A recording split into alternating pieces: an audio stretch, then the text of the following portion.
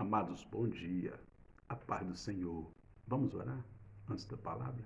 Senhor, meu Deus, queremos te agradecer por esta oportunidade de estarmos na tua presença, para mais uma vez dialogar, bater um papo matinal, aqui numa breve reflexão com a tua igreja, com todas as pessoas que vierem a ser alcançadas por esta live, por este vídeo. Toma-nos em tuas mãos, em nome de Jesus. Queridos, Jesus acalma a tempestade.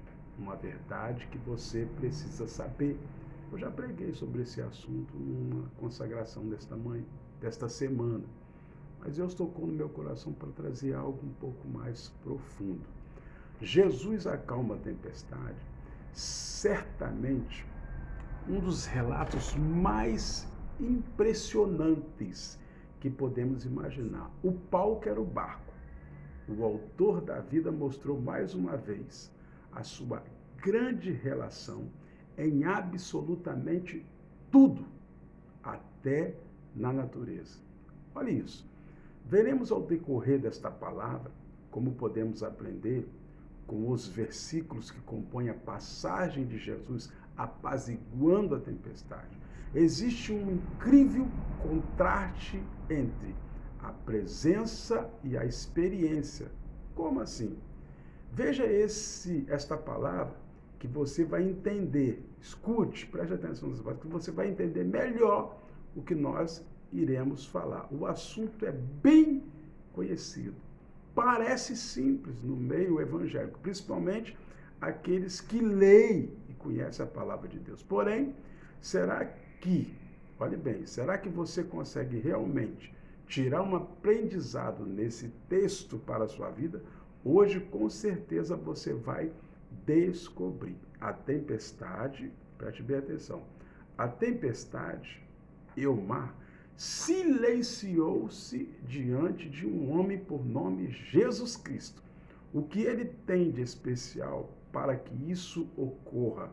Bom, estamos falando sobre o próprio Criador, o Deus vivo que desceu do céu. Então, o que é a criatura? Mar e tempestade, perto do Criador, Jesus Cristo. Vamos ler a palavra de Deus, livro do Evangelho de Marcos, capítulo 4, verso 35 ao 41. Veja só, analise bem o que diz o texto. E naquele dia, sendo já tarde, disse-lhe Jesus: passemos para o outro lado. E eles, deixando a multidão, o levaram consigo, assim como estava no barco. E havia também com eles outros barquinhos. Não estava só o barco dos discípulos ali, tinha mais barcos em volta. E levantou-se grande temporal de vento, e subia as ondas por cima do barco, de maneira que já se enchia. E ele, Jesus, estava na popa, dormindo, descansando numa almofada. Os discípulos despertaram, dizendo: Mestre, não se te dá que pereçamos? Quer dizer, o Senhor não está preocupado conosco? E ele, despertando, repreendeu o vento e disse ao mar: cala-te e aquieta-te. E o vento se aquietou e houve grande bonança. Disse-lhe Jesus para eles: por que sois tão tímidos? Ainda não tendes fé? E sentiram grande temor e diziam uns aos outros: mas quem é este que até o vento e o mar lhe obedece? Palavra abençoada, louvado seja Deus. Alguns pontos importantes nós vamos analisar aqui desta palavra extraída da Bíblia Sagrada para o seu coração, para os nossos corações. A experiência de Pedro, Tiago e João, nós vamos falar sobre isso. A presença de Jesus é o mais importante dessa palavra.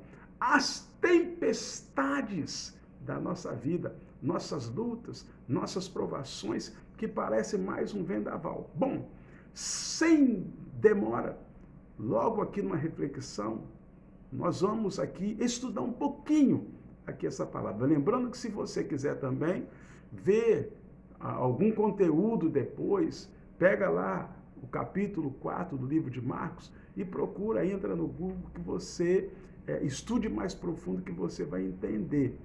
Você vai saber qual é o enfoque bíblico dessa palavra. O cenário histórico. Primeiramente eu quero passar para você o contexto desse grande acontecimento, um grande milagre. A Bíblia começa a nos dizer que, sendo já tarde, Jesus disse aos seus discípulos, passemos para outra margem, quer dizer, para outra banda, capítulo 4, verso 35.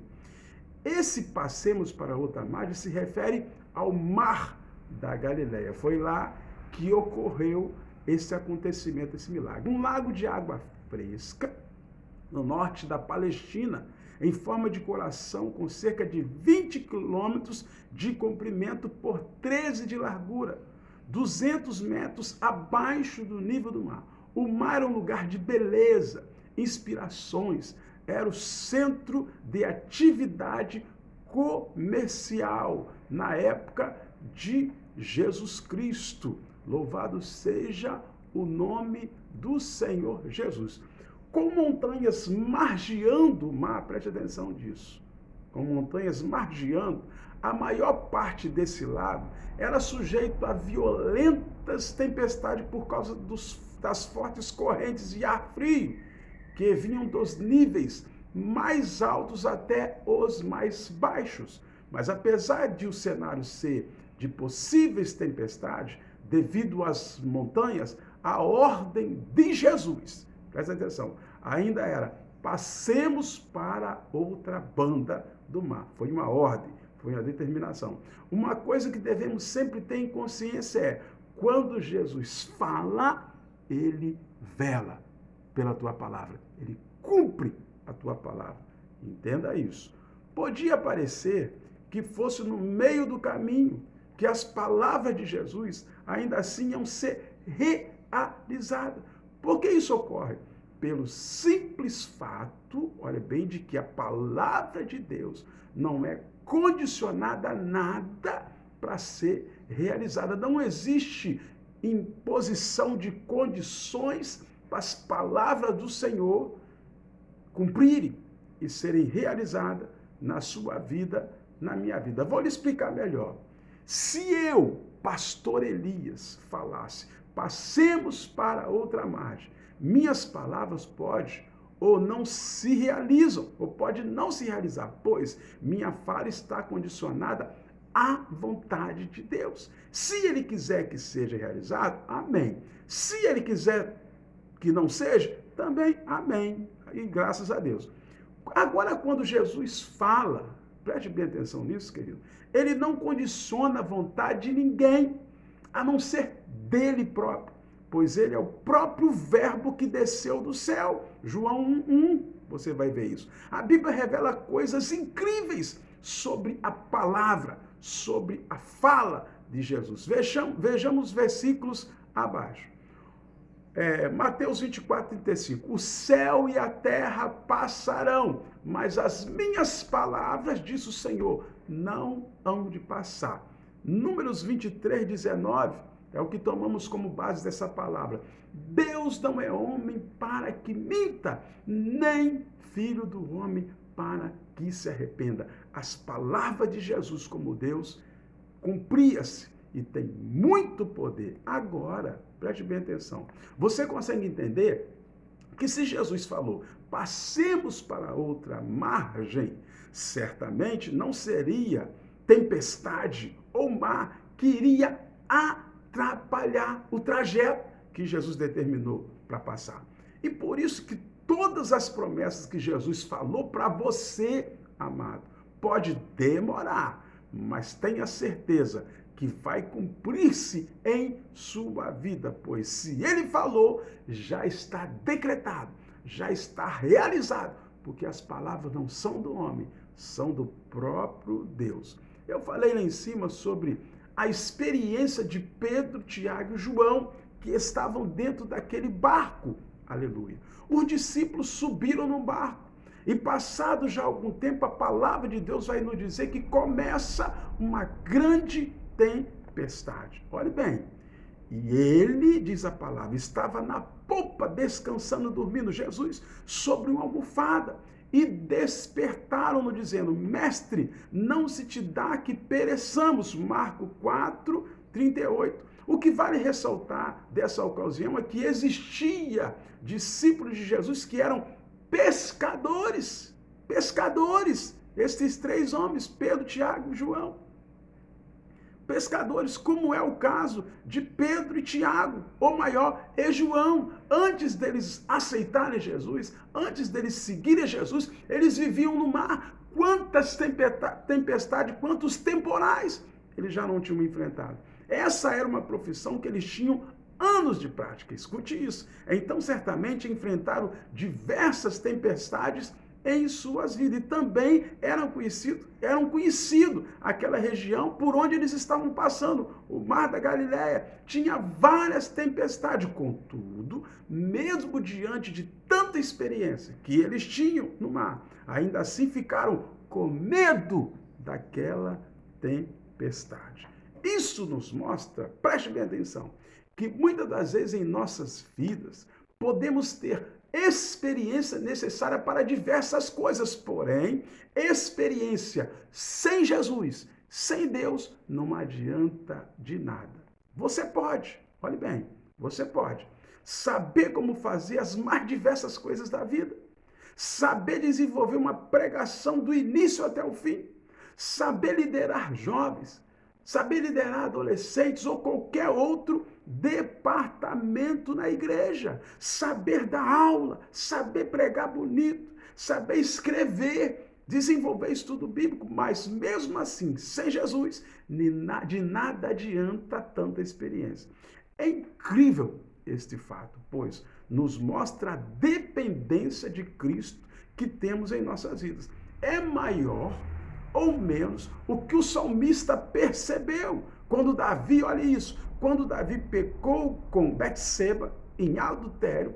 Um dos pedidos que ele fez quando se arrependeu foi, olha só, Davi era rei, Davi tinha poder, mas ele pecou e reconheceu a soberania de Deus. Não me lances fora da tua presença e não retires de mim o teu espírito. O homem pode pecar, mas peça ao Senhor que não se retire dele, que o Espírito continue sobre a tua vida, que o óleo da unção permaneça para você recuperar a sua vida por causa dos seus pecados. Salmo 51, versículo 11. Davi sabia que podia ter toda a experiência em guerra como rei, mas isso de nada tinha valor sem a presença de Deus. Inclusive, é até o próximo assunto que vamos abordar. Preste bem atenção aqui, sobre a presença de Deus.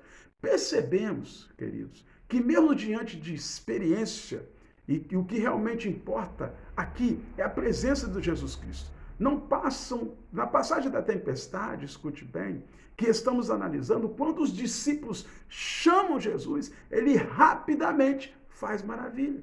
Quando você convida, quando você implora, quando você ora, quando você intercede, quando você roga, Jesus Cristo está pronto a fazer maravilhas em prol da sua vida. Olha bem, e ele, despertando, repreendeu o vento e disse ao mar: cala-te, aquieta-te. E o vento se aquietou e houve grande bonança, tudo se acalmou. Disse-lhes: por que sois tão tímidos? Ainda não tendes fé? E sentiram grande temor e diziam uns aos outros: mas quem é este que até o vento e o mar lhe obedecem? Marcos 3, 39 e 41. Já estamos chegando aqui ao finalzinho. Assim podemos perceber, amados, que a presença de Jesus é muito mais valiosa do que a nossa experiência. Vou repetir. A presença de Deus, a presença de Jesus em nossas vidas é muito mais valiosa do que toda a experiência que nós temos, que você tem. Temos que começar a compreender, como igreja de Cristo, que dependemos completamente da presença de Jesus. Não adianta lotarmos nossos cultos com grandes experiências. chamar o pregador mais experiente, chamar o cantor mais experiente, mais famoso, chamar o maestro mais experiente. Não adianta nada disso. Se mesmo diante de tanta experiência, a presença de Jesus não se manifestar, olha isso, não adianta nada. Estamos vivendo uma geração que pede diversos sinais, como milagres, maravilhas, curas e por aí vai. A minha pergunta para essa geração é: onde está a presença de Cristo Jesus na tua vida? Eu tenho certeza absoluta, a Bíblia me permite essa certeza, de que quando colocamos Jesus como centro de nossas vidas, as demais coisas acontecem. Vejamos alguns versículos que demonstram a importância da presença de Deus. Olha bem, no abrigo da tua presença, os esconde das intrigas dos homens, na tua habitação os protege das línguas acusadoras. Quem nos acusa é o adversário, Salmo 31, 20. Estremeça na presença do soberano, ó terra, na presença de Deus de Jacó. Com certeza os justos darão graças ao teu nome, e os homens íntegros viverão na tua presença. Louvado seja o nome do Senhor. Para onde poderia eu escapar do teu Espírito, Deus? Para onde poderia fugir da tua presença? Se eu subir aos céus, lá estás. Se eu fizer a minha cama na sepultura, também lá está. Se eu subir com as asas da alvorada e morar na extremidade do mar, mesmo ali a tua mão direita me guiará e me sustentará. Mesmo que eu diga que as trevas me encobrirão e que a luz se tornará noite ao meu redor, verei que nem as trevas são escuras para ti. A noite brilhará como o dia, pois para ti as trevas são luz. Salmo 139, 7 a 12. Esses são apenas alguns trechos da Bíblia que falam sobre a presença de Jesus. Deus e Espírito Santo em vossas vidas. Poderiam ser citados outras mais, porque a Bíblia tem muitas respostas para dizer da importância da presença de Deus. Por que sois tão tímidos? Ainda não tendes fé? Conclusão. Olhe bem, eu concluo aqui trazendo esta breve reflexão para você. A pergunta de Jesus foi logo após a tempestade que passou. Por que sois tão tímidos? Ainda não tendes fé? Marcos 4,40. Será que o que falta para sentirmos realmente o impacto da nossa vida na presença de Jesus Cristo é a fé ou a timidez que nos impede? Quando o mestre menciona a falta de fé, fala sobre acreditar no sobrenatural que ele pode fazer. Quando fala de timidez, relaciona a intimidade que podemos ter com ele. São duas coisas essenciais em nossa jornada cristã: fé e intimidade. A minha pergunta, já no final desta palavra: será que você tem aproximado da presença com fé e intimidade? Muitas das vezes não percebemos em nossas vidas, preste bem atenção, mas vamos deixando toda a experiência tomar conta. Vamos deixando de lado os momentos únicos de coração, clamor e fervor que tinha no começo da sua caminhada cristã. Com isso, Deus nos chama, após esta palavra, para uma mudança. Tenha intimidade, tenha proximidade, tenha fé no Senhor. Hoje é um dia, nesta manhã abençoada, de nós nos aproximarmos dele, relembrando os momentos de oração e fervor que nós tínhamos e vivendo novamente cada um desses momentos. Espero e esperamos, sinceramente, que a graça de nosso Senhor e Salvador Jesus Cristo possa tocar em seu coração, que é onde saem as decisões da vida, depois dessa palavra, e que tudo se transforme em novidade. Tudo se torne novo na tua vida. Entenda de uma vez por todas. Toda essa palavra vem dizer para nós, na grande tempestade, no grande vendaval, no grande temporal, na grande adversidade, na crise, nas lutas, essa depressão maligna, esse demônio que lhe aflige, louvado seja o nome do Senhor. Tudo isso O Senhor está acima, tem um controle de tudo, controle da natureza, controle de tudo, tudo, tudo na terra. Jesus Cristo tem e ele pode acalmar essa tempestade, esta luta, esta provação. Receba, aleluia, esta palavra nesta manhã. Deus para o mal, Deus para o vento, Deus para a enfermidade, para te dar vitória, em nome de Jesus. Vamos orar. Senhor meu Deus, eu agradeço, Senhor, por esta palavra da Bíblia Sagrada. Deus, o teu filho que está nos ouvindo, a tua filha que está lá do outro lado desta rede social, desse aparelho de telefone, eu te peço que o Senhor visita, que o Senhor cura esse demônio tentador, esse demônio da depressão, esse demônio da enfermidade. Meu Deus, em nome de Jesus, limpa, Jesus, a casa dos teus filhos. Tira, Jesus, esse adversário de dentro da casa, de dentro do casamento, de dentro desse noivado, de dentro desse relacionamento, em nome de Jesus. Senhor, cura a enfermidade, visita nossa membresia, visita nossas igrejas, visita os pastores, visita todo o povo, Senhor, que está ao alcance da nossa voz, nesta manhã, em nome de Jesus. Jesus vai fazer com que essa tempestade passe e seja acalmada e a sua vida possa se tornar uma grande bonança. Deus te abençoe, em nome de Jesus. Amém.